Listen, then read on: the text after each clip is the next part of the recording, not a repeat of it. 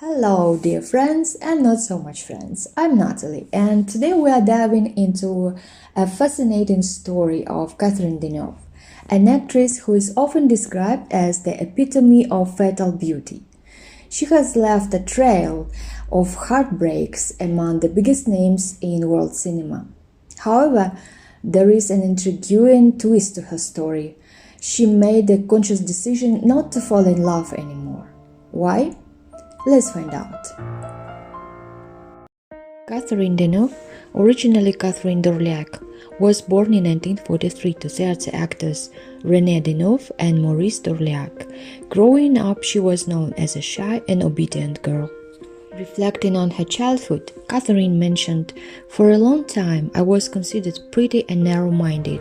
I had a lot of complexes. In the eyes of others, I was a stupid doll. It offended me, and I decided that I would prove what I was really worth." Her opportunity came at the age of 17 when she crossed paths with director Roger Vadim. Struck by her beauty and sensing a strong character behind it, Vadim cast her in films where she played the role of seductress. Vadim, impressed by her potential, convinced Catherine to dye her hair blonde, a transformation she willingly embraced. Their collaboration extended beyond the screen as Catherine, following Vadim's influence, became blonde and even gave birth to their son Christian. However, Catherine was determined not to be merely a pretty puppet for Vadim. She took Christian and left her Pygmalion. She felt like Roger tried to fit all the actresses into the stereotype of Brigitte Bardot, and she didn't like it, and their films weren't a success. And fate decided to compensate Catherine for her failure in love and gave her a chance to shoot in a big movie. The meeting with director Jacques Demy ended with an invitation to play the lead role in the film The Umbrellas of Cherbourg. The film was an incredible success. It was the triumph of Catherine Deneuve. The strokes of luck continued for Catherine Deneuve even after the success of The Umbrellas of Cherbourg. She found herself deeply in love with British photographer David Bailey, and their connection was so intense that the couple decided to legally tie the knot. But even this love wasn't destined to become eternal. David and Catherine lived in different cities, London and Paris, and devoted a lot of time to their careers rather than family life. They broke up. Deneuve no longer tempted fate with marriage, but simply started affairs, which by the way helped her in her career. There were plenty of rumors surrounding her involvement with director Roman Polanski. Although the actress never publicly addressed these speculations, in 1965 Polanski offered Catherine the lead role in the thriller Repulsion. This opportunity allowed Deneuve to showcase her talent in a different light, breaking away from the stereotype of a pretty blonde and opening up new possibilities in her acting career. And then, the handsome Marcello Mastroianni appeared in the life of the star. Deneuve worked with him on the set of the films Don't Touch the White Woman, Liza, A Slightly Pregnant Man.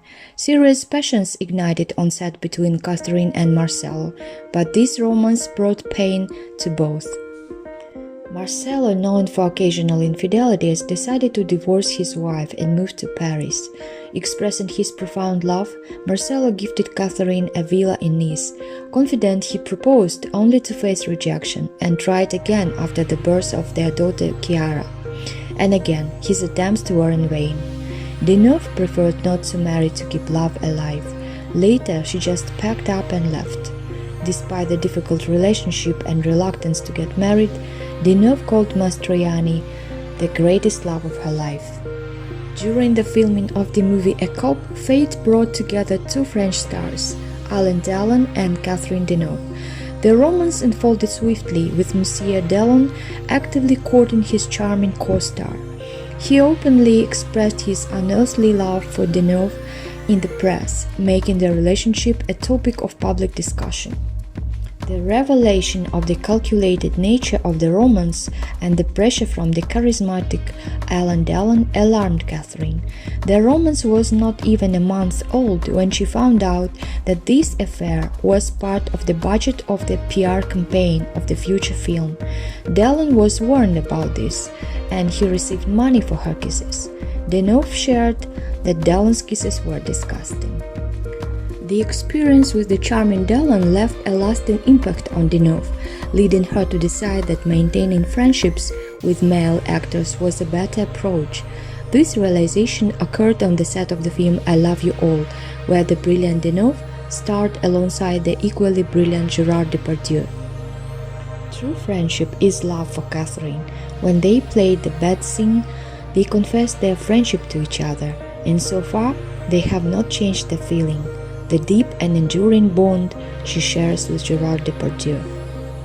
Today, at the age of 80, Catherine Deneuve continues to be a symbol of beauty, freedom, and composure for many women.